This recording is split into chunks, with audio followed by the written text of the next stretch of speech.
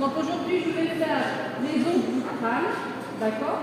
Les os de la face, on les fera savoir le mercredi. Demain, vous ferez le rachis et le mercredi. D'accord? Vous préférez garder les os de la face? C'est ma spécialité, c'est tout ça, d'accord? Donc, je commence les os de la tête. Donc, vous arrivez à voir le schéma. Donc, les os de la tête, quand je parle de squelette de la tête, le squelette de la tête, il va englober donc les os du crâne. Ils sont soudés entre eux et forment une boîte crânienne qui va protéger l'encéphale. D'accord, le cerveau. Donc c'est un organe noble qui doit être protégé. D'accord. Et bien sûr, j'ai les os de la face. Les os de la face, on peut les diviser en deux parties. La mâchoire supérieure et la mâchoire inférieure. La mâchoire inférieure, elle est formée par un seul os qui est la mandibule. C'est le seul os mobile de la tête. Il s'articule avec une partie du temporal et formant l'articulation temporomandibulaire. Donc c'est elle qui vous permet de mâcher, d'accord, vos aliments.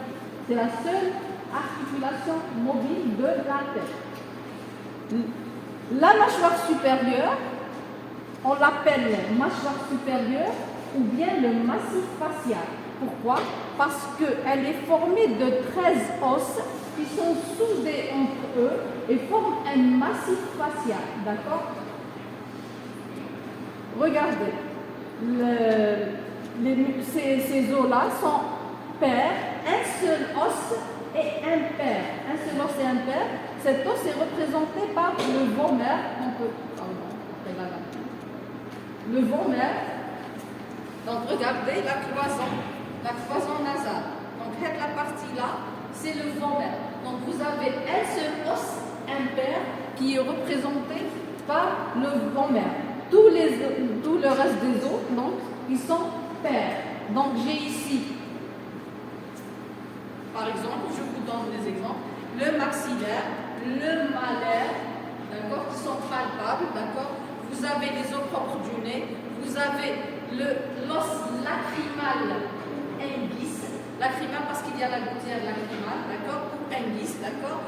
Vous avez aussi, on va voir après ici, l'os palatin. Donc j'ai cité combien? 1, 2, 3, 4, ça fait déjà 8. Ou le palatin, ça fait déjà 10.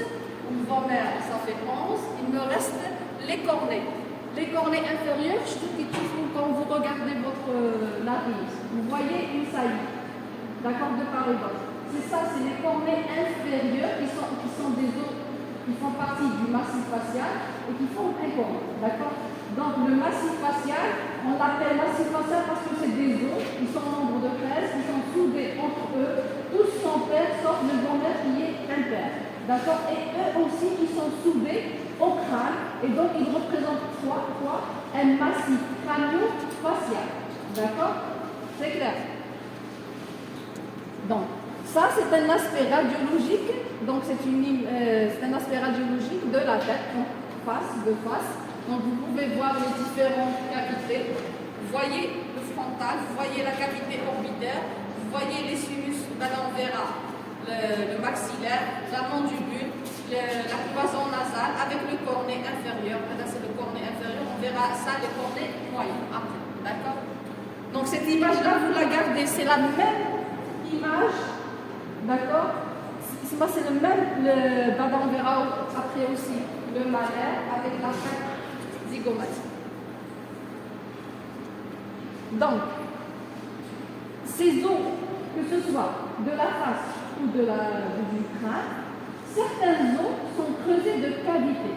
Ces cavités, bien sûr, elles sont tapissées de muqueuses et elles sont réunies à la cavité nasale, d'accord, par des conduits, d'accord.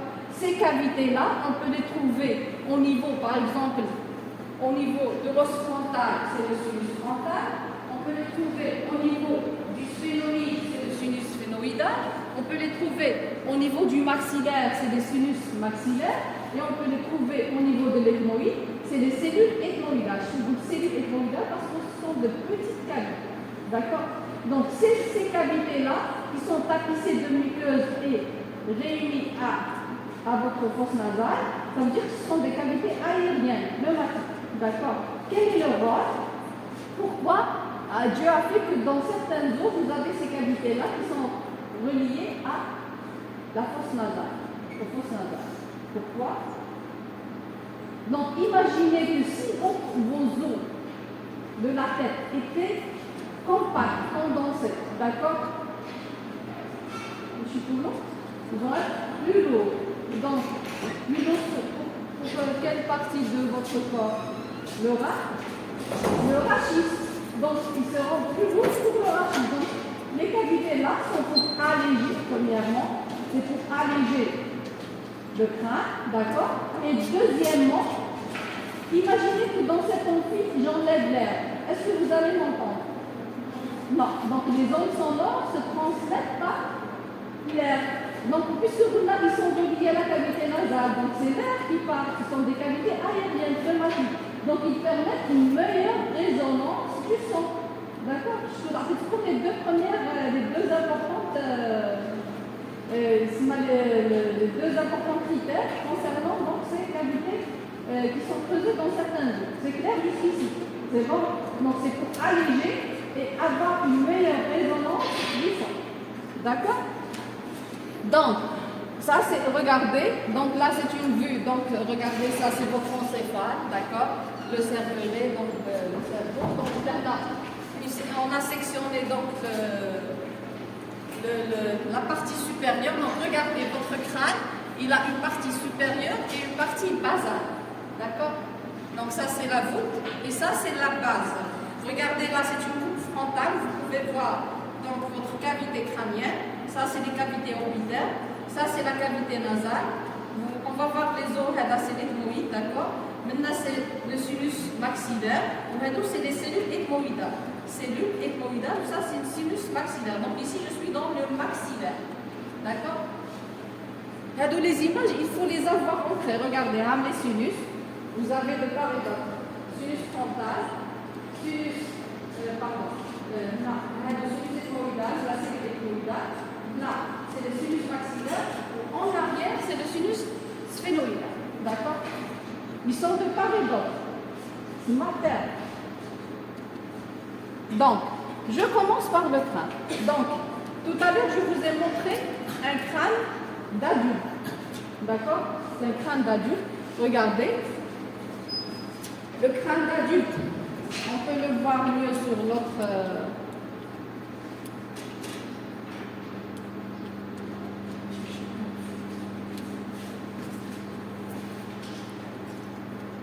Donc, regardez, ça c'est un crâne d'adulte. Regardez. Il est formé en ensemble, donc 8 os. Vous avez 4 qui sont impairs et médians et 4 qui sont pairs et latéraux. Regardez que les différents os sont soudés entre eux par des sutures. Voyez, ça c'est des sutures en forme de dents, et bien sûr, la jonction entre les sutures va vous former ici des angles, d'accord? C'est la zone de jonction, d'accord? Donc, je vais citer, ça c'est un crâne d'un fœtus, d'un nouveau-né scientifique, d'accord? Donc, votre crâne est formé de 8 os. Vous avez donc 4 pairs et latéraux. Les pairs et latéraux sont représentés par les 2 pariétaux que vous palpez et les 2 temporaux. Donc, de chaque côté, pariétal, temporal et temporal.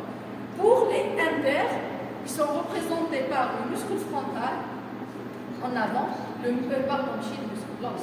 l'os frontal,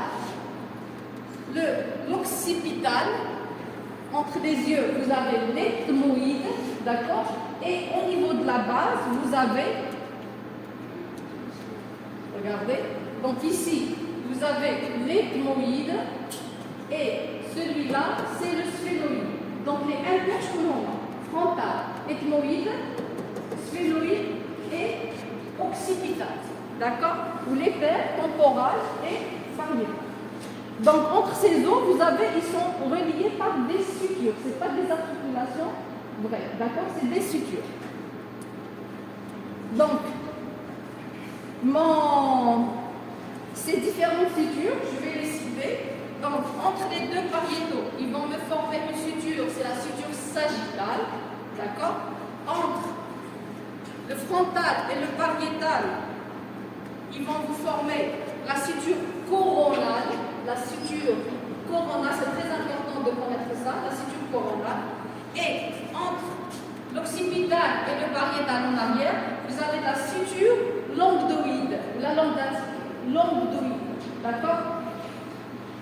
C'est bien sûr entre les différents. Bien sûr, cette suture-là qui sépare le frontal, elle est appelée suture métopique. Suture métopique. Donc, les plus importantes, c'est la suture sagittale, coronale et lambdoïde. D'accord? Et entre ces différents os, vous avez ici la zone de jonction. Bien sûr, chez l'adulte, cette zone, elle est complètement ossifiée, fermée. Donc, chez le fœtus, j'insiste sur ça, il faut savoir, avant de parler des fontanelles, il faut savoir que vous avez, votre crâne est formé d'une voûte qui est la calvaria. Elle s'étend donc de la ligne orbitonasale jusqu'à la protubérance occipitale. Ça, c'est la calvaria ou voûte crânienne, d'accord, qui est formée en avant, qui est formée en avant par le frontal, latéralement le pariétal et en arrière l'occipital, d'accord. C'est la calvaria ou voûte crânienne.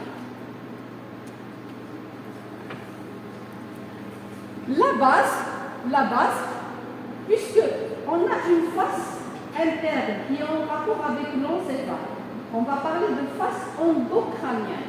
On a une face externe, on va appeler ça la face exocrânienne. Donc, pour la base, je peux diviser ma base en 3 étages. La base, je vais parler de l'endobase. L'endobase, c'est-à-dire que c'est la partie endocrânienne qui est en rapport avec l'encéphale, le cerveau. Donc, ma base, je peux la diviser, l'endobase, c'est-à-dire la partie endocrânienne, je peux la diviser en 3 étages. C'est vraiment, c'est des étages. Tout qui m'a comme le schéma tout à l'heure.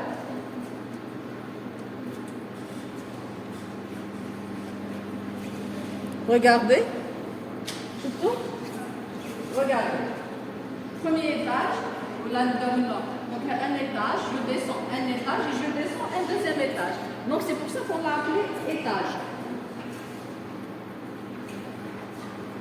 Donc, pour la face endocrânienne et l'endobase, regardez, j'ai mon premier étage qui est l'étage antérieur, qui est formé par le frontal, le sphénoïde, une partie du sphénoïde et l'ethmoïde. Je vais l'appeler l'étage frontosphénoïdal.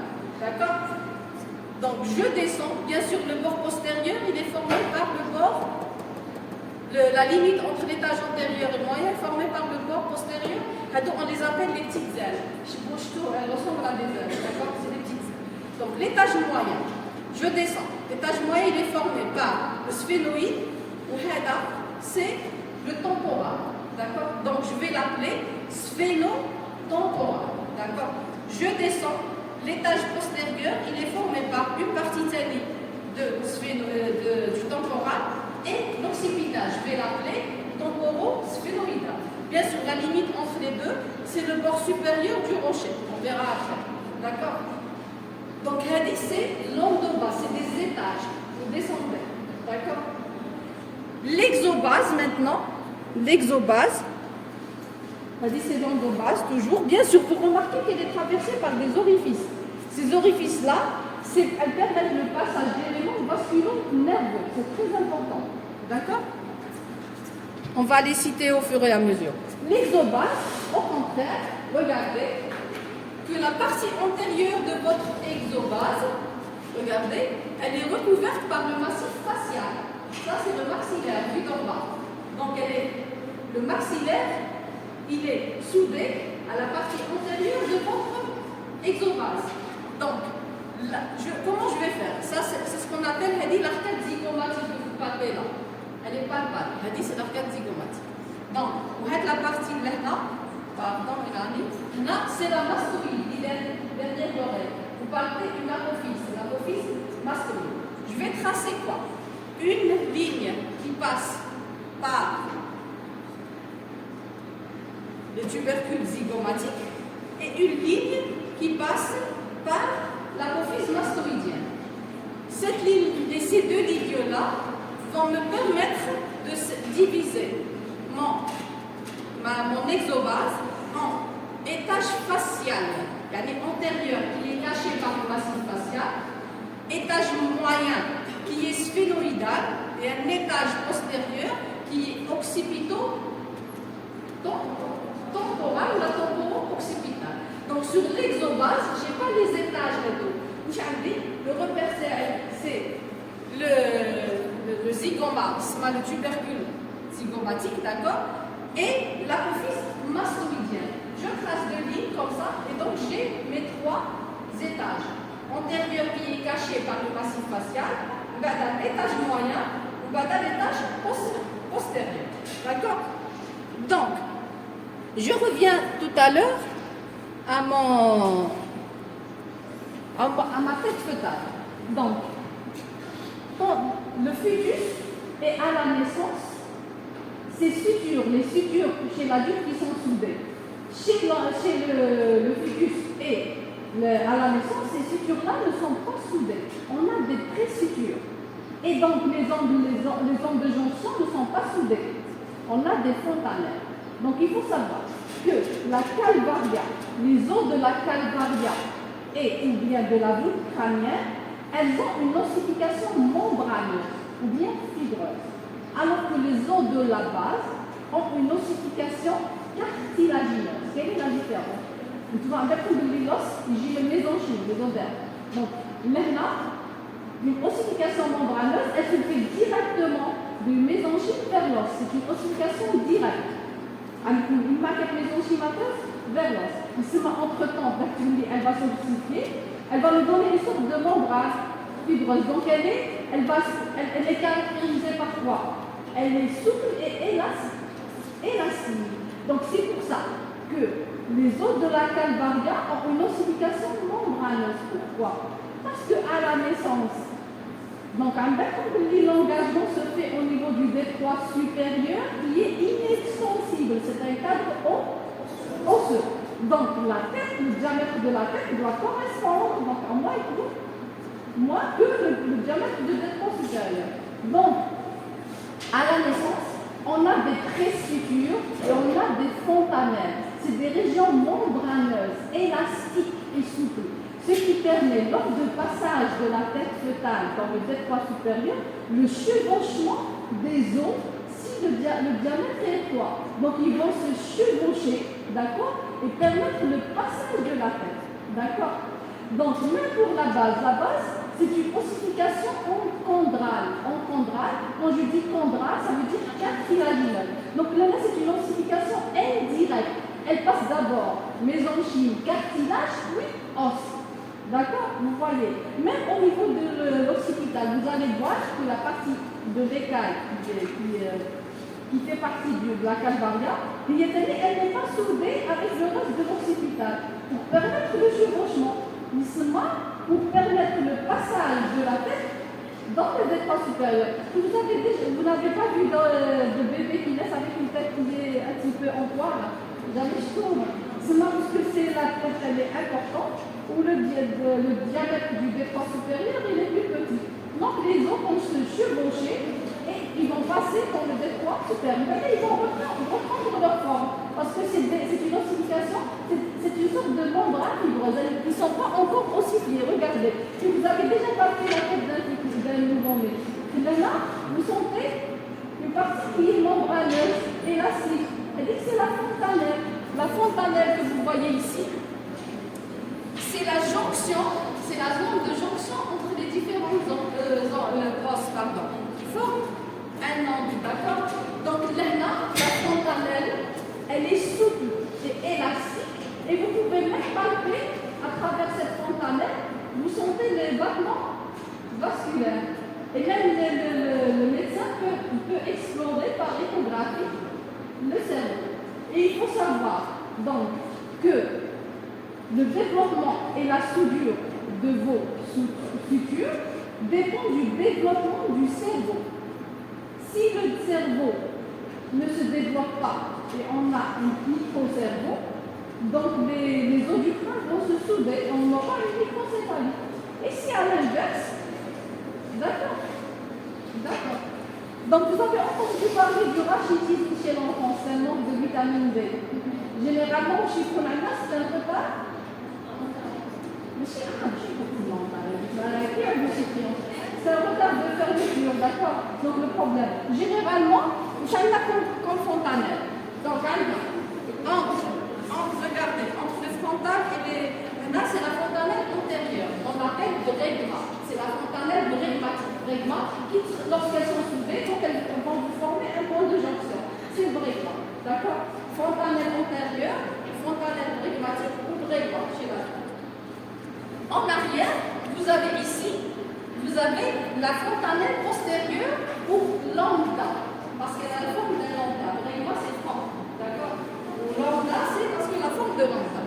Regardez, en avant, vous avez la fontanelle entre, bien sûr, regardez, sphénoïde, frontale, pariétale, elle va vous former la fontanelle ptérique, ou bien le ptérion.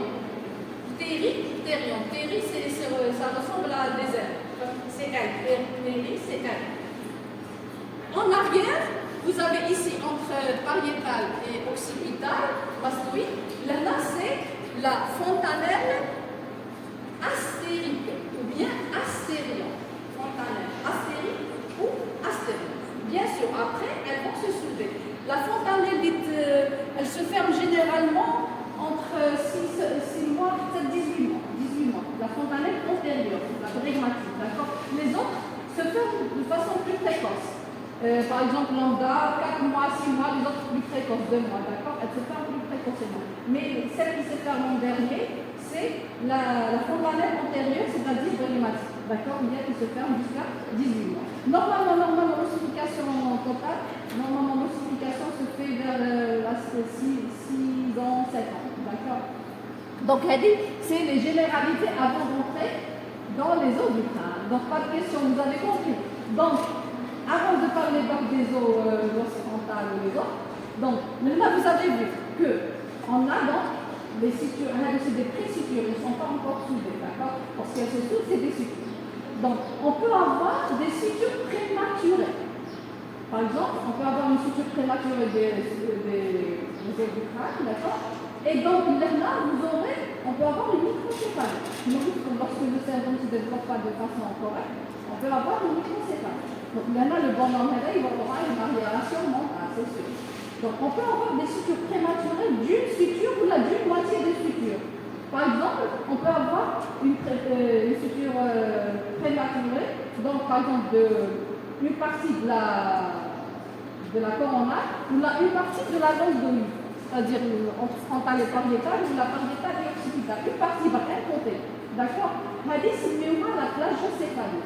Vous avez remarqué, sûrement vous avez vu des nourrissons, les hibous sur un même côté. Lorsque vous les mettez sur un même côté, toujours sur le même côté, puisque c'est membraneux, c'est souple et élastique. Donc vous aurez, les hadiths par exemple, le hadith saillant par rapport au l'autre. D'accord? Ou l'alax. D'accord? Hadith, c'est positionnel, c'est ce qu'on appelle la plagiocéphalie. Hadith, c'est la position. Elle dit qu'à chaque fois, il faut changer de position. On peut avoir, par exemple, des sutures formes, ça s'appelle. Donc, quelqu'un a une suture prématurée, c'est sagittale. La suture sagittale. Donc, il fait une coloration. Donc, il fait dans le sens. Là. D'accord? Ou alors, une fermeture de la suture coronale. Donc, il faut voilà. D'accord, vous voyez, donc là, d'accord, c'est bon. Bien sûr, on va faire une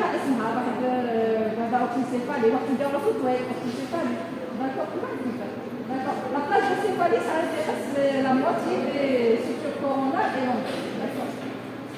Donc, on commence maintenant, c'est bon, pas de questions.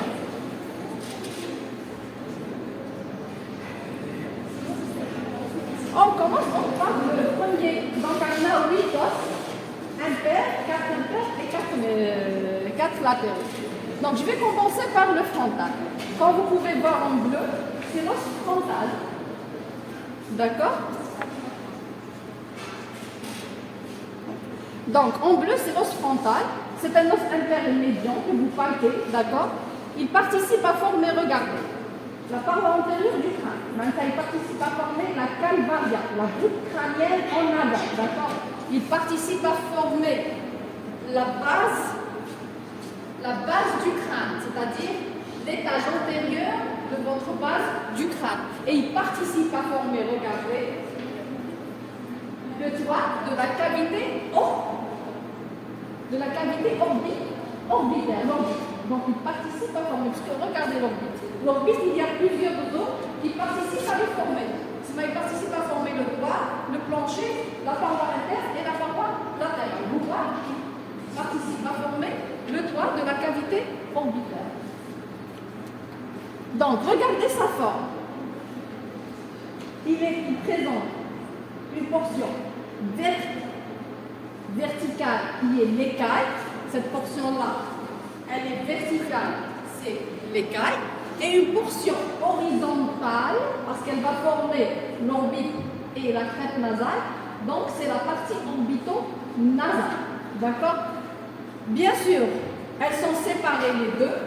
Les deux sont séparées, on verra après, par ce qu'on appelle la crête crânio-faciale, parce qu'elle sépare le crâne de la face. Ou bien on l'appelle orbito-nasale, parce qu'elle forme, regardez, le rebord orbitaire supérieur et l'échancrure nasale. D'accord? Donc, bien sûr, on a dit tout à l'heure que cet os est creusé de cavités. Ce sont les sinus frontaux qui s'ouvrent dans la cavité nasale, au niveau qui de chaleur des fosses nasales, on vous dira où, au niveau du méa moelle. D'accord? Et bien sûr, n'oubliez pas le bord circonférentiel qui va s'articuler ou bien se souder avec les deux paliers. Donc, comme la plus palpée, c'est pas grave. D'accord? Donc, il faut avoir des repères. Jusqu'ici, c'est clair. Donc, je vais commencer par la portion verticale, dont les éléments sont palpables. Donc, dans les os du crâne, j'ai une face exocrânienne et une face endocrânienne. D'accord? Donc, je vais commencer par la partie verticale. Cette partie verticale, je vais commencer par la face exocrânienne. Donc, bien sûr, elle est antérieure, j'ai braqué à comprendre. Donc, il est palpable, antérieur et présente. Regardez. Ici, vous avez la glabelle, ce que vous touchez là, la glabelle. Au milieu, vous avez le vestige. Là, vous avez la suture métopique. C'est le vestige de la suture des deux ennemis frontaux. À la naissance, ou le chez le futus, l'os frontal est divisé en deux par la suture métopique. Donc, elle dit qu'elle va se souder. Elle va laisser comme vestige un petit trait. Si on chiffre la radio de chauffoir, c'est pour une fracture. D'accord? En même temps, elle est médiane. D'accord? La suture métopique. Bien sûr. Maintenant, vous voulez palper, c'est les bosses frontales. Les bosses frontales, palpables. D'accord? Et bien sûr, vous avez les arcades sourcilières. Oui, les sourcilières, vous les palpez. Les arcades sourcilières. Vous avez ici, en palpable, c'est-à-dire les crêtes latérales, qui sont l'iméchismique, et celui qui n'est pas obèse, il peut palper les crêtes latérales. Et plus en dehors, vous avez les facettes latérales. Ces facettes latérales, elles correspondent, elles sont en rapport avec le temporal. D'accord? Donc on peut les appeler aussi facettes temporales. Donc, crête latérale, facette latérale. Donc il y a deux palpables, c'est la face exocrânienne. Donc de tous les repères, déjà un coup, si je pose la face exocrânienne des éléments, là ça fond. Alors palpable. D'accord? La face endocrânienne, regardez bien, elle est postérieure, elle présente quoi? Regardez. Là, vous voyez une gouttière de part et d'autre qui s'étend jusqu'au frontal. C'est la gouttière du sinus longitudinal supérieur. Au niveau donc de votre boîte crânienne, qu'est des sinus veineux. C'est-à-dire, c'est entrelacement anastomote entre des veineux et forme un sinus veineux qui s'étend d'arrière vers l'avant. Donc c'est ce qu'on appelle la gouttière du sinus longitudinal supérieur ou bien la gouttière du sinus sagittal. Sagittal, d'accord, supérieur. Et encore, d'accord, c'est-à-dire la gouttière du sinus sagittal supérieur. De part et d'autre, regardez, vous avez des pointillés, vous avez des trous. Les petits trous, c'est sûr, c'est généralement les petits trous, c'est pour les vaisseaux, pour les veines, d'accord. On les appelle les granulations de Pacchioni. C'est italien Pacchioni. C'est 2CH, c'est ça, en italien. Oui ou non? C'est Pacchioni, non, moi, c'est pas le cas. Donc, granulation de Pacchioni, d'accord? C'est des petits trous, d'accord? Et vous avez ici une crête, c'est la crête frontale, d'accord? Vous avez la crête frontale, la ligne de l'arrière vers l'avant, la crête frontale, d'accord? Donc, de l'arrière vers l'avant, sous la crête frontale, on dit le trou bord. Le trou bord, on l'appelle aussi le foramen séquent. Séquent, c'est quoi? Fermé. Le séquent, d'accord? Et vous avez à l'intérieur les bosses, elles vont devenir des fosses. À l'intérieur, c'est des fosses. C'est des fosses frontales. Et bien sûr, vous avez le bord postéro-supérieur qui est en rapport avec les deux paliers. Donc là, c'est le frontal sur les caractères. D'accord? C'est bon. Donc, le trou bord les bords parce qu'il y a l'insertion bada. Tous les deux hémisphères cérébraux, ils sont séparés par ce qu'on appelle une faux, une membrane. On a dit que la faux, elle s'insère au niveau du trou bord. On a dit les bords, sinon on a dit le cache un vaisseau. D'accord? Donc maintenant, pour le bord orbitonasal ou bien la crête orbitonasale ou le bord antéro-inférieur ou bien la crête crânio-faciale, elle est formée par quoi? Regardez bien. Vous avez l'échancrure nasale. Elle répond aux deux autres propres du nez. Échancrure nasale. D'accord? Vous avez, ici, vous avez quoi? C'est les arcades orbitaires. Ces arcades orbitaires, qu'est-ce qu'elles présentent? Une échancrure interne qui est l'échancrure supra-orbitaire, d'accord? Et une échancrure frontale, d'accord? Donc vous avez l'échancrure supra-orbitaire et l'échancrure, vous pouvez palper l'échancrure. Vous dit, monsieur, il touche la graisse, palpez le rebord en dedans, vous pouvez palper une petite échancrure. C'est palpable. Le rebord, l'échancrure. Le rebord, on a en dedans. D'accord? On a deux échancrures où ils vont passer, là c'est le passage de vaisseau. Vaisseau rénal, supra-orbitaire et frontal interne. D'accord? Et puis, qu'est-ce que vous avez? Vous avez deux apophyses, regardez bien.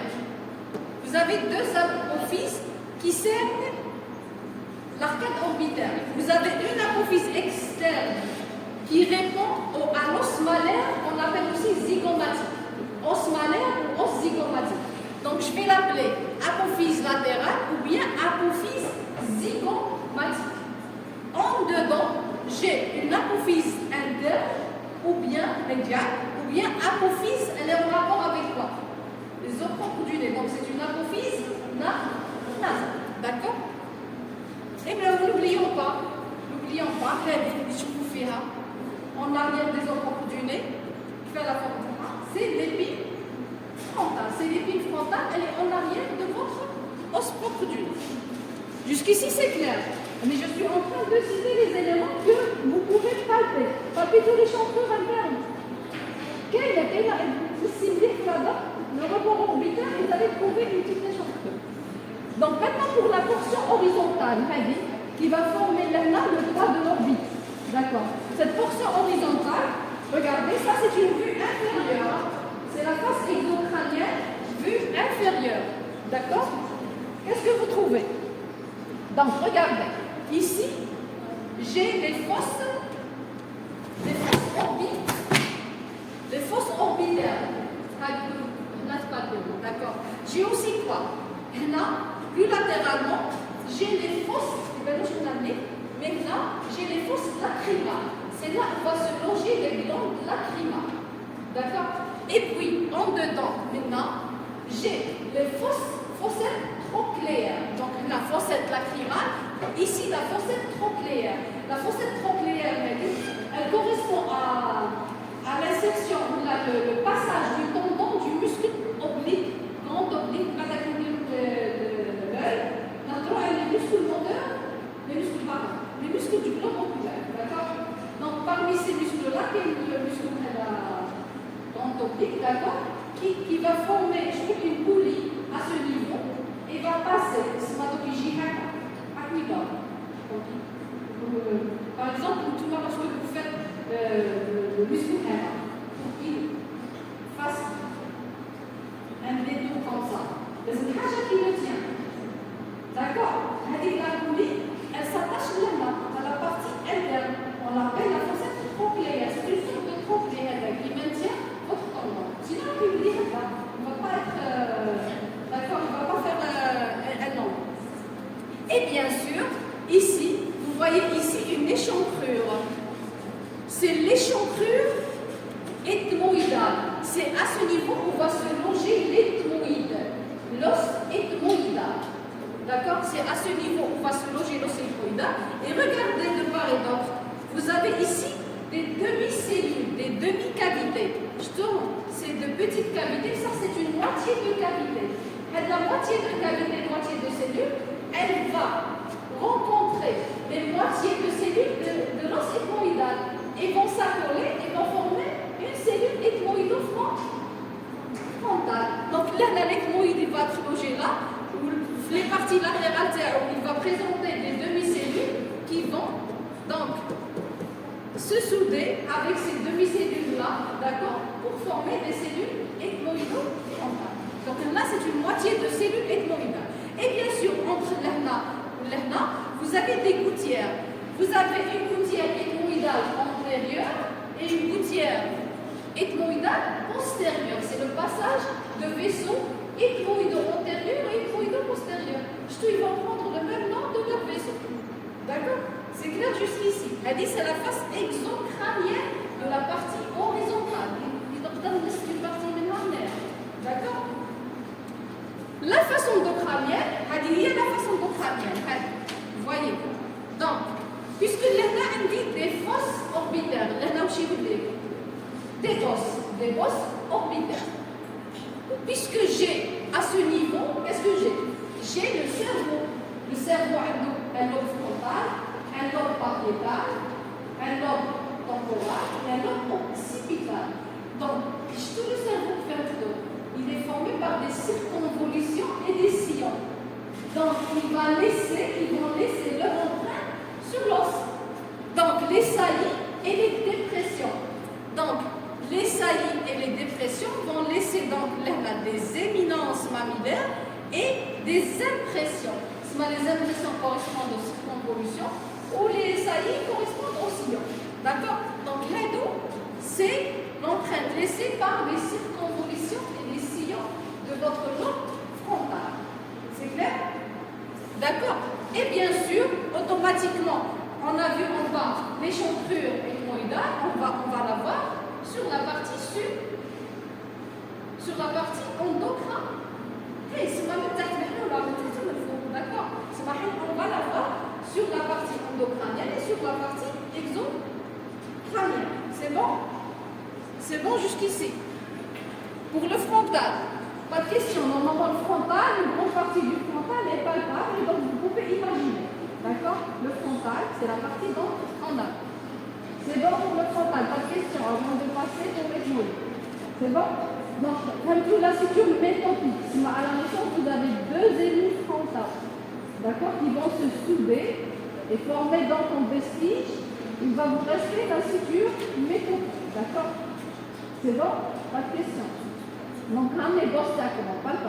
Même les échancrures là, de l'arcade orbitaire, vous allez la palper. Alors, ce papier, c'est خطط j'ai essayé, j'ai pas fait, donc automatiquement tu vas tout étudier. Là, كنتاعك ماشي باينة مليح, d'accord? Parce que parfois كل واحد كيفاه, d'accord? Donc c'est bon. Pas de questions. Pas de questions concernant les présupures, les fontanelles. Les fontanelles, c'est la zone de jonction, d'accord? Qui sont encore sous forme membrane, qui ne sont pas encore ossifiées, d'accord? Donc on commence l'ethmoïde. L'ethmoïde est un petit peu difficile à comprendre parce que c'est un os qui n'est pas visible, d'accord? Il est entre le frontal, entre le sphénoïde, et il va participer à former la cavité nasale orbitaire, mais il est en dedans. Donc il faut bien l'imaginer. Donc on va essayer de l'imaginer. Regardez.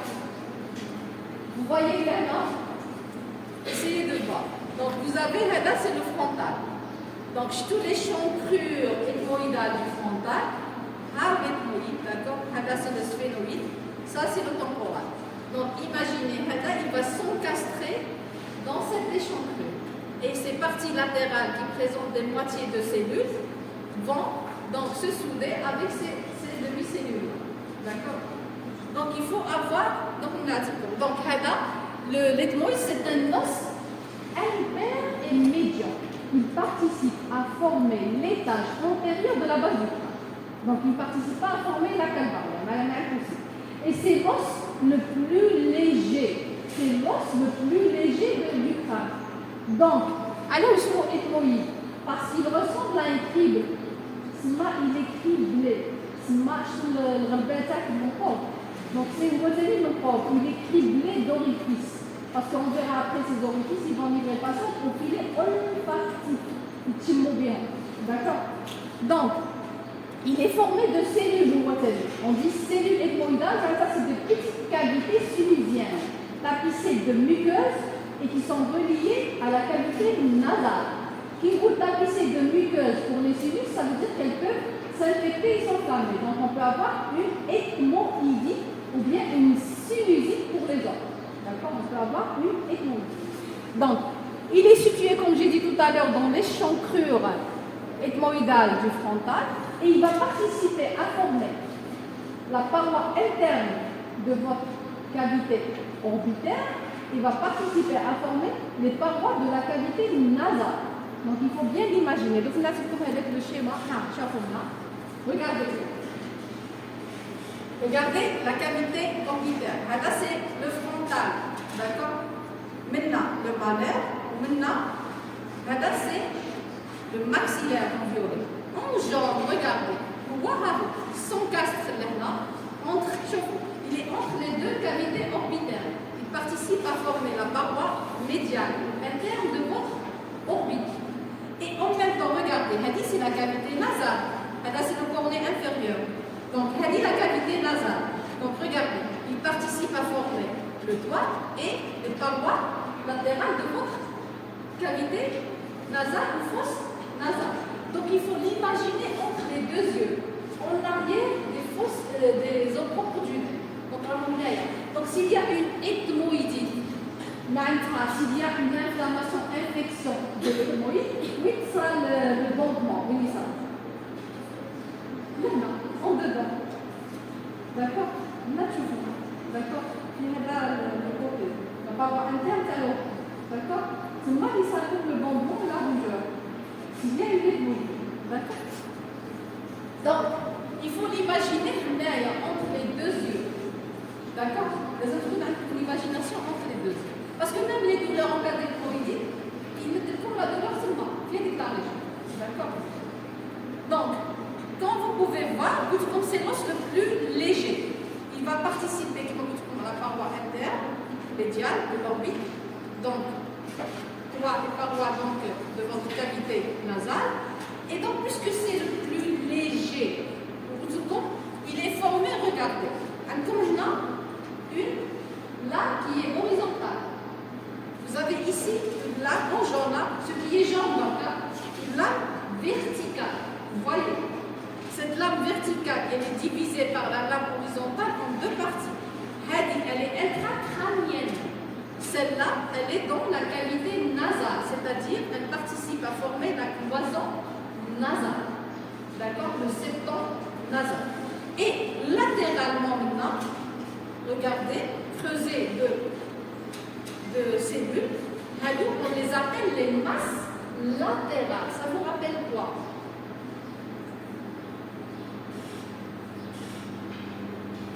Ça vous rappelle quoi?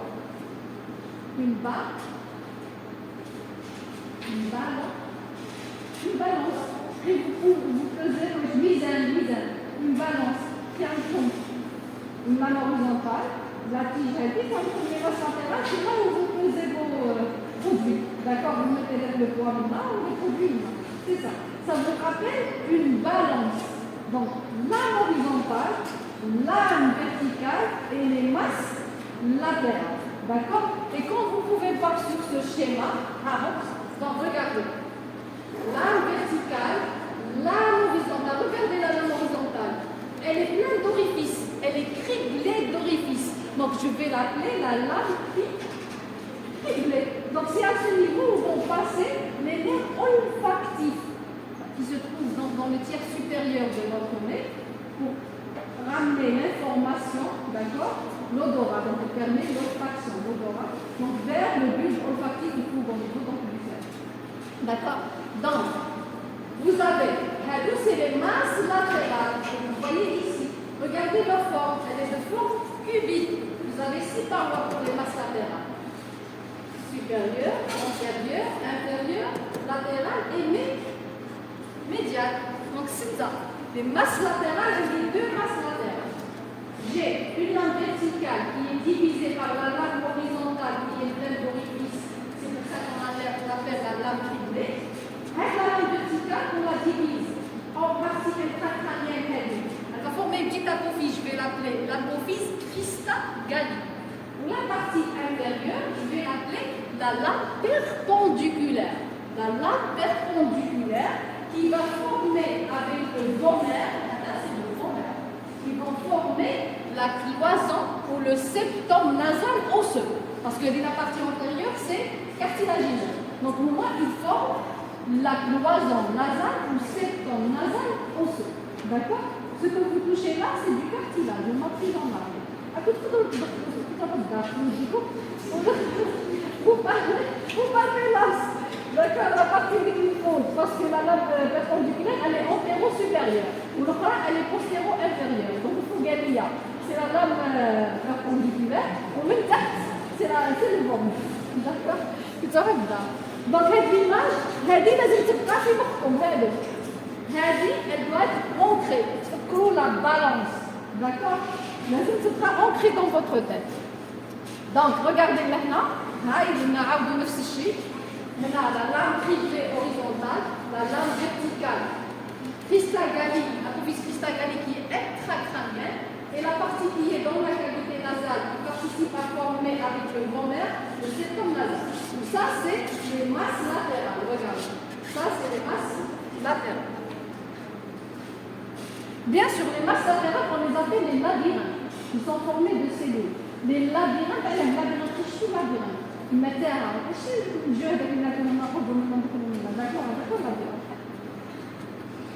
Donc, la lame verticale, séparée par la lame horizontale, l'image de donc l'apophyse Christa Galli intracrânienne et la lame perpendiculaire. D'accord? Donc la lame horizontale, regardez, ça c'est une vue supérieure. Tout la lame horizontale, c'est la lame criblée, regardez. Elle dit c'est l'apophyse Christa Galli. Plein d'orifices où vont passer les filets olfactifs. Regardez, de part et d'autre de l'apophyse Christa Galli, elle forme une gouttière. Là, c'est la gouttière olfactive. C'est là où va reposer le bulbe olfactif. Maintenant, les nerfs, ils vont remonter, ils vont prendre le bulbe. D'accord? C'est à ce niveau où il va reposer. Donc, c'est les gouttières olfactives, donc, où passe le nerf olfactif. Donc, la muqueuse olfactive, elle se trouve au niveau du tiers supérieur. Donc, elle est déjà lorsque vous respirez, vous faites quoi? Et lorsque vous sentez une odeur, vous faites quoi? Je dirais. Lorsque vous respirez normal. Mais lorsque vous sentez quelque chose, je dirais. Vous reniflez vers le haut. Parce que la muqueuse olfactive qui est défilée, elle est le tiers supérieur de la cavité nasale. Donc, vous faites caca. D'accord? respirer, c'est normal, la vie de petit à l'intérieur. D'accord? C'est bon. Je te l'ai dit simple, vous avez compris simple. Donc, si vous ne connaissez pas l'anatomie, comment vous êtes? Oui. Si je n'ai pas posé la question, comment je t'entends? Comment vous êtes? Oui ou non? Alors que Haja, c'est. D'accord. Donc, les masses latérales, donc, vraiment les masses latérales. On a dit que les masses latérales sont de forme cubique. Ça veut dire 6 parois. J'ai 6 parois, elles présentent des demi-cellules. Donc, on va tout à l'heure. Chapeau. Donc, في chaque paroi des demi-cellules. Ces demi-cellules vont se souder avec les demi-cellules des autres os. Maintenant, on dit le frontal, maintenant, on dit le maxillaire, on dit le sphénoïde, d'accord? On dit l'os lacrymal. Donc, il y a donc des moitiés de cellules qui vont rencontrer les deux moitiés de cellules des autres os, d'accord? Donc, regardez bien. La paroi latérale, regardez, elle participe à former, elle est chauffonnée, c'est les masses latérales. Comme ça, sur cette image, elle sera ancrée dans votre tête. Donc, la paroi latérale des masses latérales, elle participe à former la paroi médiane de l'orbite. Elle participe à former la paroi médiane de l'orbite. C'est une lame qui est très fine, d'accord? C'est une lame papyracée, c'est une lame très fine, d'accord? Regardez, la paroi supérieure, regardez. Moitié de l'os frontal. Donc, ils vont former les cellules frontotéconiques.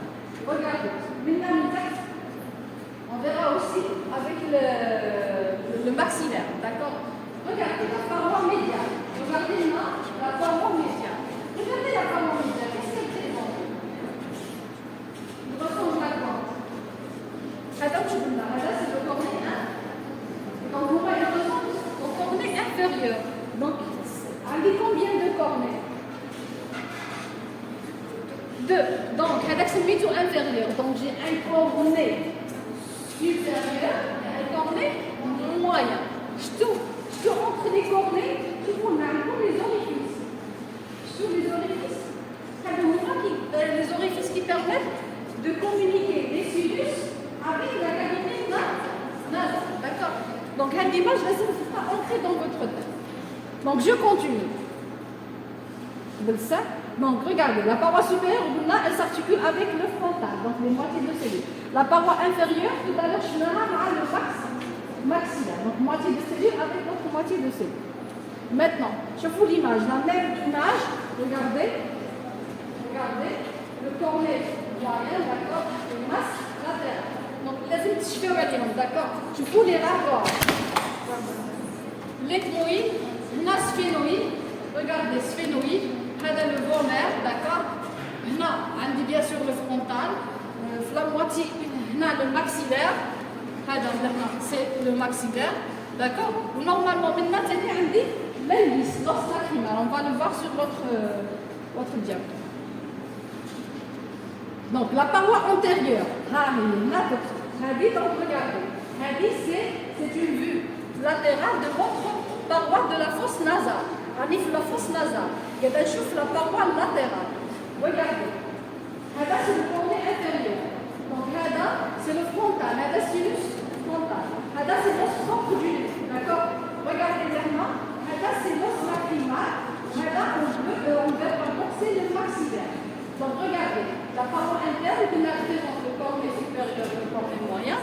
Donc, la paroi antérieure, elle s'articule avec l'os lacrymal, l'indice, et la branche, le maxillaire exactement, c'est la branche montante du maxillaire. Je trouve les autres parties du nez. Voilà, en arrière, comme une branche montante. On a dit qu'elle fait partie du maxillaire. Donc, l'os ethmoïde, il s'articule avec l'indice, qui est l'os lacrymal, en rose, et la branche montante du maxillaire que vous palpez, voilà les autres parties du nez. D'accord? La paroi postérieure, automatiquement, la paroi postérieure, elle est en rapport avec quoi? Avec le corps du sphénoïde. D'accord. Et maintenant, la paroi médiale, regardez, le cornet supérieur et le cornet moyen. D'accord? Entre les deux, vous avez des orifices, donc, qui vont communiquer les différents sinus avec la cavité nasale. D'accord? C'est bon jusqu'ici. Donc vous arrivez à imaginer. Donc, je vous le cornet moyen. Si j'introduis donc un fibroscope, je chauffe le cornet le cornet inférieur. Si j'introduis un fibroscope, je peux voir le cornet moyen. Donc vraiment, les spéculants, là, je chauffe. Il faut dégager. C'est clair pour les moïdes. Maintenant, la paroi latérale, regardez, sous la paroi latérale, elle est lisse. La paroi latérale, elle est lisse. Elle forme la paroi médiane de l'orbite. On l'appelle la lame orbitaire ou l'os planant. C'est une lame pas tiracée, elle est très fine. Elle peut être parfois perforée. D'autres perforée. Elle est très fine. Oui, donc elle représente la paroi médiane de l'orbite. Donc j'insiste sur l'ethmoïde qui est un os fragile. Un peu une lame triviale. Si ma déjà elle est fine, vous dites elle est perforée. Donc ça va aggraver sa fragilité. Surtout la paroi médiane ou le labyrinthe. Il est formé par des cellules. Ça va fragiliser l'os. Il est léger. Surtout la paroi latérale de masse latérale des labyrinthes. Surtout elle forme la paroi médiane. Elle est très fine. Vous comme la labyrinthe, elle est fine. D'accord, c'est une lamelle osseuse. Parfois elle peut se perforer. Donc j'insiste sur ça. Donc on voit, ils sont en arrière de vos propres du nez. Les propres du nez, ils vont protéger, mais c'est moi ce qui est en arrière. D'accord. Donc imaginez un traumatisme sur les os du nez. Il peut entraîner quoi? Une fracture de la lame criblée. Ou la lame criblée, une bouche dit le cerveau. Le cerveau, il est entouré par quoi? Par les méninges. Donc on peut avoir une brèche. On se fait ménager. Et donc, entre le L, le liquide céphalorachidien, le LCR.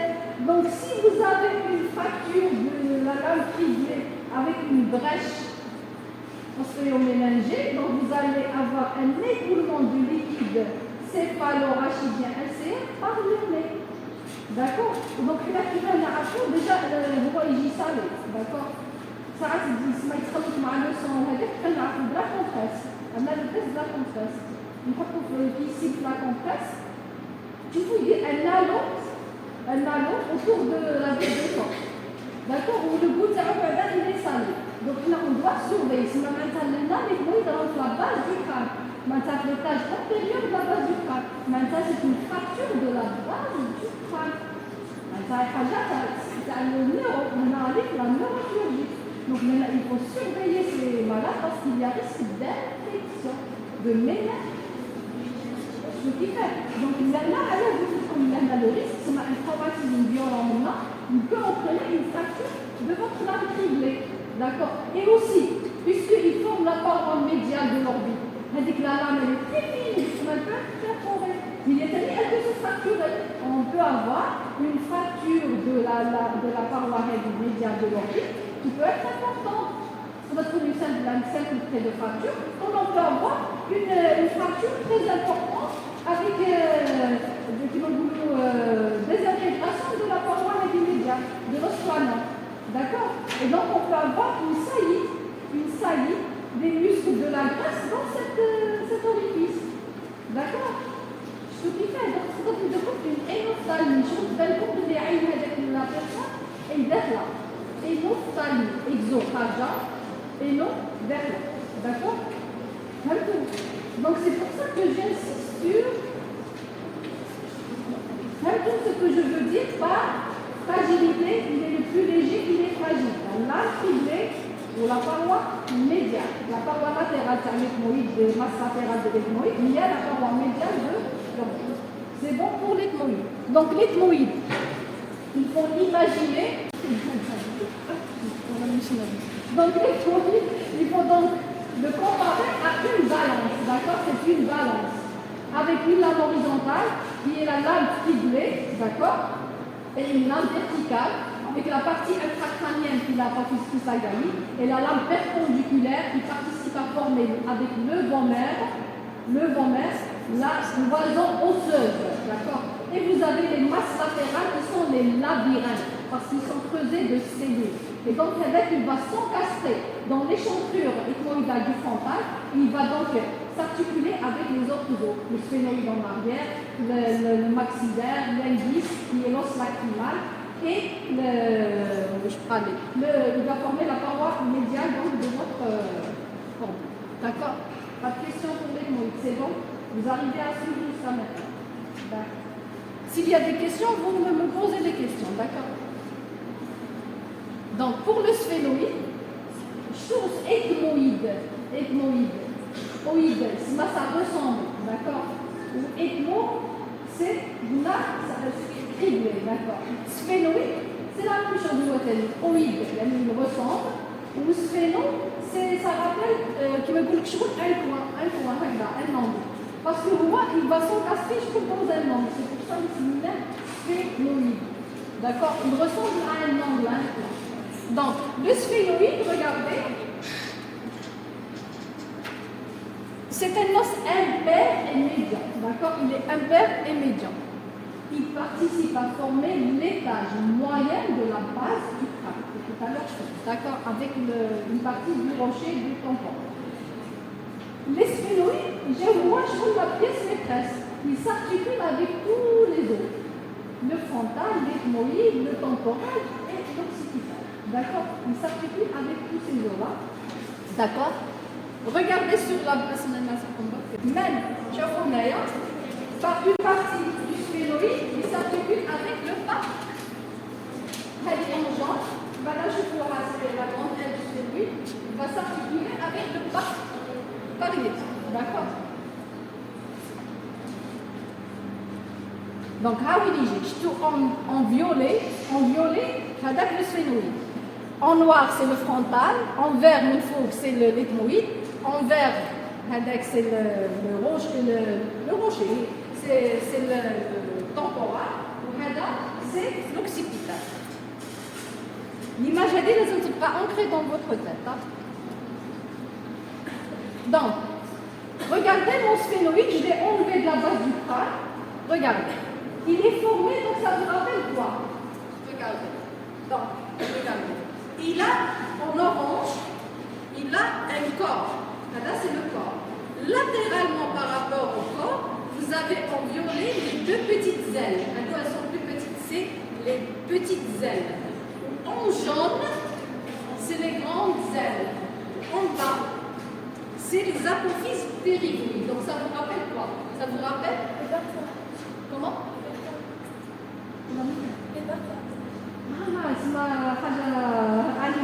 Ça vous rappelle quoi?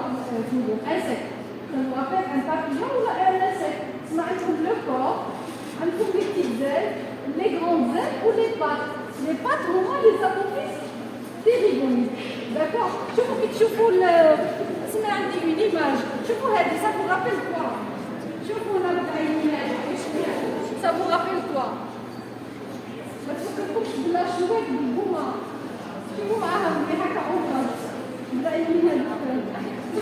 Ça vous rappelle pas? Donc, le sphénoïde, il faut le comparer à un papillon ou à un insecte avec donc un corps, deux petites ailes, deux grandes ailes et les pattes. Les pattes, au moins, les apophyses périgoïdes. On commence par le corps. Le corps en violet que vous voyez ici, regardez. Le corps, il est creusé de sinus sphénoïde. Vous avez deux sinus, d'accord? Le sinus sphénoïde. Donc, le corps, lui aussi, il est cubique. Il va présenter automatiquement 6 faces. Vous avez une face supérieure, deux faces latérales, une face inférieure, une face antérieure, une face postérieure. D'accord? La face supérieure, regardez, c'est une vue supérieure, elle a la même qui va aller. D'accord? Regardez, c'est la même. D'accord? Il est en arrière du frontal et du l'ethmoïde. Donc, la face supérieure, regardez maintenant. Vous avez une surface plane qu'on appelle le jugone sphénoïdal, juste en arrière du frontal. Donc, vous avez la surface plane, c'est le jugone sphénoïdal. D'accord? Vous avez ici, regardez, une gouttière. Elle se continue par les trous optiques. Hadith, c'est la gouttière optique qui se continue par les trous optiques, qui s'ouvrent au niveau de l'apex de la cavité orbitaire. Parce que Tzumma va pénétrer le nerf optique. D'accord?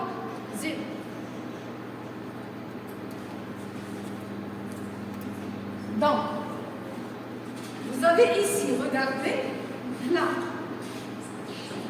vous avez une dépression. On l'appelle la fosse hypophysaire, ou bien la fosse pituitaire, ou la grande hypophyse, ou bien anciennement appelée la selle turcique. Ça vous rappelle quoi? La selle turcique. Ça rappelle une selle. C'est le dos de la selle. La selle, généralement, le dos est plus haut que la partie antérieure. D'accord? Regardez. Donc, une selle, la selle turcique, avec le dos de la selle. D'accord? Le dos de la selle, on l'appelle la lame quadrilatère. Elle est de forme quadrilatère. Anciennement appelée le dos de la selle. Donc, fosse hypophysaire, ou bien fosse pituitaire, ou bien selle turcique. Et en arrière, vous avez la lame quadrilatère qui se continue, qui s'articule avec le corps de l'occipital. C'est la lame quadrilatère ou bien le dos de la selle. D'accord. Et bien sûr,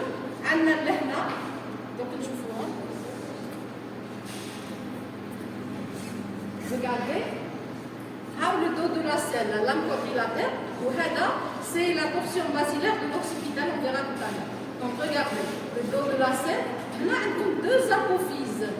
On les appelle les apophyses clinoïdes postérieures. Ça veut dire que qu'il y a une haille antérieure. Les apophyses clinoïdes antérieures, on les verra après avec les petites ailes. Donc nous, c'est les apophyses clinoïdes postérieures. Les antérieures sont au niveau des petites ailes. D'accord? Donc, clinoïde, ça ressemble, clinos, c'est le lit. Tous les anciens lits, avec,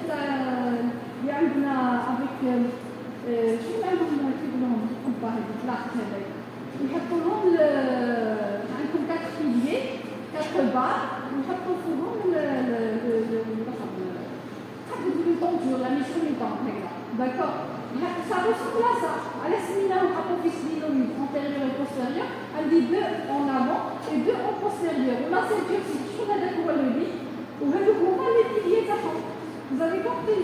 Si on a le combat clinoïde antérieur en hauteur, clinoïde postérieur en arrière. Si on a les piliers avec les 4 piliers, je dis oui, ça va. Les rideaux, on a les la soirée. D'accord, ça a l'ancienne. Donc déjà, quand il partait comme le schéma, c'est ça comme dans cette turcique, c'est comme les piliers, les 4 piliers, les apophyses clinoïdes antérieures et postérieures. D'accord, le dos de la selle. D'accord. Déjà, c'est une mémoire visuelle et auditive. D'accord, ça nous permet de mémoriser. D'accord. Donc, la face supérieure. Maintenant, la paroi et la face inférieure. Donc, c'est une vue inférieure de mon sphénoïde. Donc, la face inférieure, regardez, elle présente, regardez cette crête-là, elle s'articule avec le vomère. Donc, le vomère, il s'articule, normalement, je suis là tout à l'heure. Regardez, avec la paroi inférieure, elle s'articule avec le vomère, elle s'articule avec le vomère. D'accord. La paroi antérieure, ça c'est une vue antérieure. Tu ouvres les orifices des sinus sphénoïdaux, d'accord, au milieu. Et bien sûr, elle s'articule avec quoi? Regardez. La paroi antérieure, donc elle est intérieure, elle est antérieure. Ça dit c'est quoi? La lame perpendiculaire de l'ethmoïde. Elle s'articule avec la croisante, et la perpendiculaire. D'accord? Donc elle s'articule avec la lame perpendiculaire de l'ethmoïde. Donc, le l'os avec le fond en avant et en haut, c'est la lame perpendiculaire. Mais c'est le vent. D'accord? Les faces latérales, regardez, même les faces latérales, regardez. Qu'est-ce que vous voyez sur les faces latérales? Vous avez 2 gouttières. Ces gouttières-là, on va se loger le sinus sinus caverneux. Sinus veineux appelé sinus caverneux. Donc elles vont prendre le nom de gouttière caverneuse. Puisque sinus caverneux, là, va cheminer l'artère carotide interne. D'accord? Donc sinus des gouttières caverneuses. Ou là, vous avez les attaches des petites ailes et des grandes ailes. Soit les grandes ailes et les petites ailes vont s'attacher, vont s'infonder au niveau de la paroi latérale, de la face latérale de votre corps du sphénoïde. Et bien sûr, entre la petite aile et la grande aile, vous avez une fente. Je vois sur le côté de mieux. Pardon. Les petites ailes et les grandes ailes. Vous avez ici une fente. C'est la fente sphénoïdale, ou bien on l'appelle aussi la fissure orbitaire supérieure. D'accord? Fente sphénoïdale, c'est l'ancienne nomenclature. La nouvelle nomenclature, c'est la fissure orbitaire supérieure. Ça sous-entend que qu'il y a une interne. Donc, la fissure entre les deux ailes, petite aile et grande aile, la fissure orbitaire supérieure au fond sphénoïdale. C'est dans cette fente où vont passer les nerfs destinés pour les muscles de l'œil. D'accord? On les verra, Inch'Allah, tout à l'heure. Pas tout à l'heure, le cours prochain, Inch'Allah. D'accord? Et bien sûr, regardez bien, à la base, regardez, une petite languette qu'on appelle la lingula. D'accord? Lingula, ça vient de une petite languette, d'accord, qui est la lingula. C'est clair juste ici. C'est bon. Donc, quand on a les parois, c'est une vue latérale qu'on a sectionnée. Donc, là, c'est le corps. Regardez. Donc, regardez latéralement les ondes d'implantation. Je vois la petite aile. Entre l'implantation des petites ailes, vous avez le trou optique. Le trou optique, vous creusez dans la petite aile. D'accord? Et ici, vous avez l'implantation des grandes ailes. D'accord? Le trou, la partie entre les deux. Pardon. La partie entre les grandes ailes, elle colorie ici. Maintenant, c'est le trou grand rond, où là, le foramen, d'accord, entre les deux. D'accord? Où là, vous voyez l'apophyse périgoïde, c'est-à-dire les pattes de votre insecte. C'est bon? Vous arrivez à comprendre l'image. D'accord? Donc, la paroi postérieure anicita, la paroi postérieure, automatiquement, l'os occipital, c'est-à-dire la portion ou l'apophyse basilaire de l'os occipital. Vous voyez, chaque os est en couleur différente. Quand vous arrivez à identifier vos os. Maintenant, les petites ailes. Regardez les petites ailes, regardez leur forme. Elles sont de forme triangulaire. Et comme on l'a vu sur l'autre image, elles ont deux racines d'implantation au niveau de la face latérale de votre corps. Comme deux racines qui délimitent le trou optique. Le trou optique. D'accord? Donc, vous avez une face supérieure automatiquement, une face inférieure. Vous avez le bord antérieur qui s'articule avec le fond frontal. En avant, il dit le frontal. D'accord. Vous avez le bord postérieur. Le bord postérieur, qui va me limiter l'étage antérieur. Donc, c'est lui qui va limiter en arrière l'étage antérieur. Et donc, je saute dans l'étage plus bas, c'est l'étage moyen. D'accord? Donc, regardez les une l'implantation. Donc, la partie latérale, avec deux racines. Entre les deux racines, vous avez le trou optique. C'est bon pour les petites ailes. Et bien sûr, n'oublions pas les piliers de mon lit. Je peux le moment.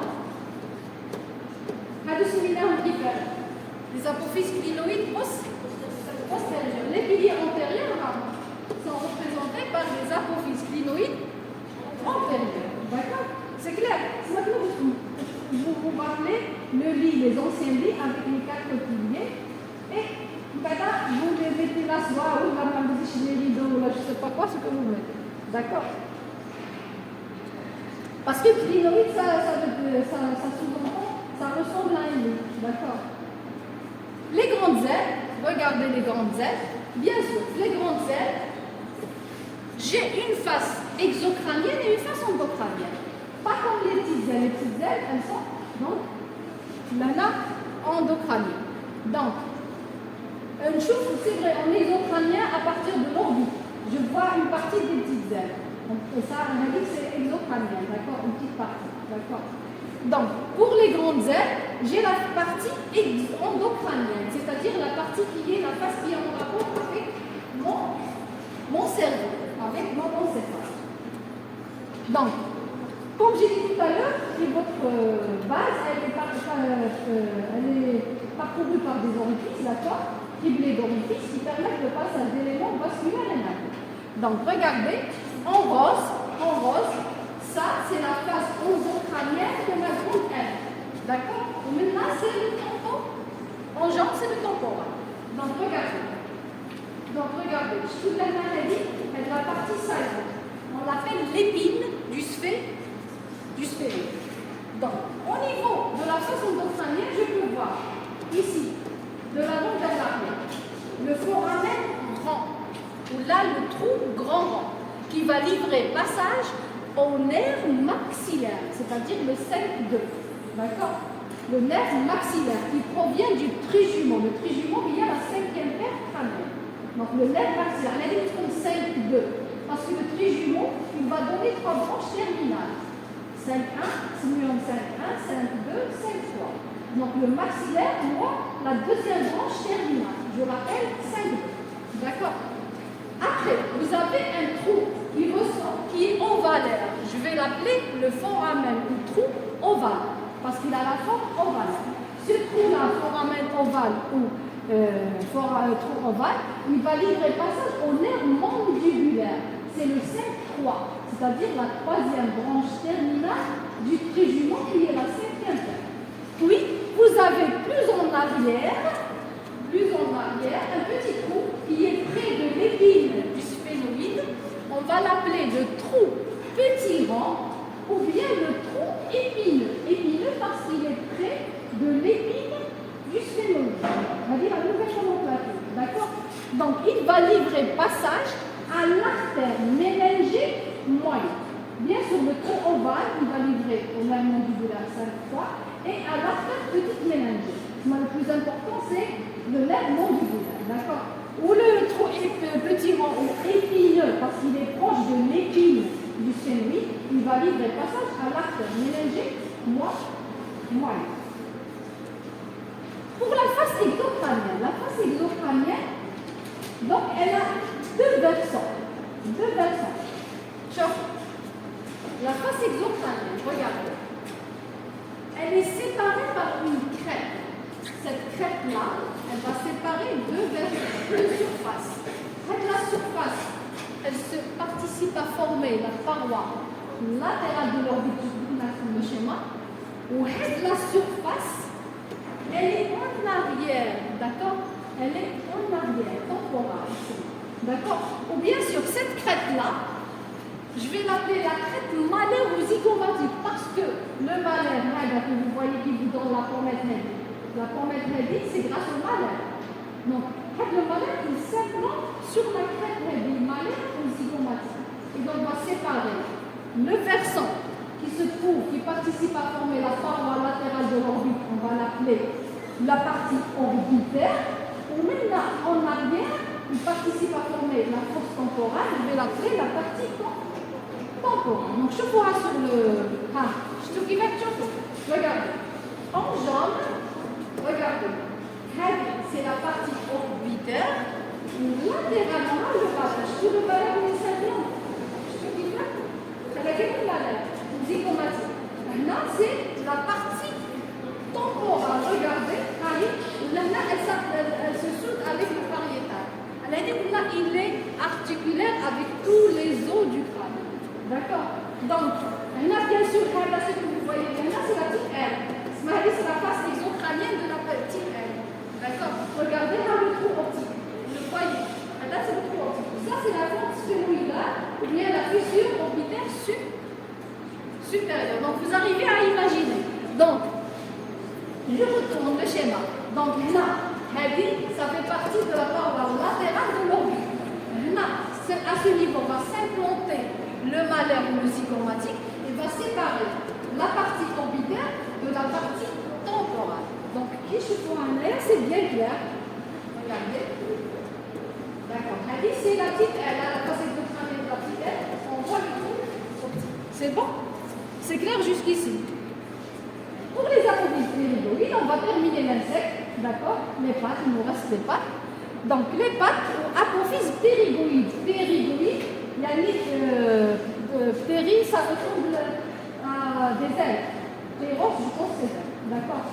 Donc, regardez, les apophyses ptérygoïdes ou les pattes, ils vont s'attacher à la partie inférieure de votre corps du sphénoïde. C'est ça? D'accord? Elles vont présenter bien sûr un petit canal, à la base. On va l'appeler le canal ptérygoïdien. Voilà, le canal vidien. Canal ptérygoïdien ou canal vidien. D'accord? Bien sûr, cette apophyse ptérygoïde, elle présente deux ailes. Une aile médiale et une aile latérale ou externe. Regardez, l'aile médiale, elle présente dans sa partie inférieure un petit crochet ou annulus. Crochet ou annulus. D'accord? Et entre les deux ailes, vous avez une fosse. Je vais l'appeler automatiquement la fosse ptérygoïde. La fosse ptérygoïde, c'est normal. Vous dites, entre les deux, qu'est-ce que j'ai?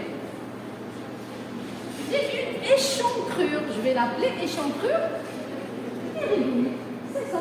D'accord? Donc, regardez, ça c'est une vue. Regardez. Regardez bien. Ça c'est l'arcade zygomatique. L'arcade zygomatique qui est formée par en même temps le malaire et le temporal. Vous la palpez. D'accord? Donc regardez, les apophyses ptérygoïdes. En arrière du maxillaire. Là c'est le maxillaire. Donc ils sont en arrière du maxillaire. Donc s'il y a une fracture inférieure de l'apophyse ptérygoïde, comment je peux la détecter? Voilà, elle me trouvera en arrière du maxillaire. Donc logiquement, comment je peux la détecter?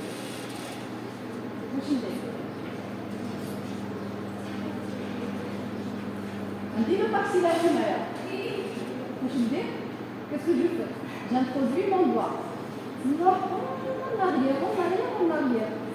Seulement, quand je palpe la partie en arrière, je vais palper l'extrémité inférieure. D'accord?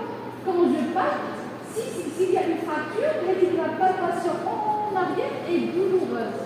Maintenant, je suspecte qu'il y a une fracture au niveau des apophyses ptérygoïdes. D'accord? Donc les apophyses ptérygoïdes sont en arrière du maxillaire. Donc il faut les imaginer comme ça. D'accord? Vous arrivez à imaginer une arme. Donc là, comme une orange, elle est palpée, je palpe l'extrémité inférieure. D'accord? Donc votre sphénoïde, il faut l'imaginer politiquement, un corps, deux petites ailes, deux grandes ailes et des pattes qui sont les apophyses ptérygoïdes. Donc là, il participe à former l'étage moyen, d'accord? Et bien sûr, les petites ailes participent à former l'étage antérieur. Donc moi, il participe en grande partie à former l'étage moyen, d'accord? Et bien sûr, passe par la partie temporale de la grande aile, de la face exophthalmienne de la grande aile, il se trouve dans la calva. Dans la partie qui est soudée à l'os parier, au niveau de la base. Mais avec la partie, elle continue à le dernier os minéral, c'est le parier. Donc, je suis à une masse à peu près. D'accord? Vous arrivez à imaginer, je suis le sphénoïde, un coup les pattes là où derrière le maxillaire. Déjà, c'est quelque chose. Donc, c'est pour la première partie. Donc, je vous donne 5 minutes pour vous reposer.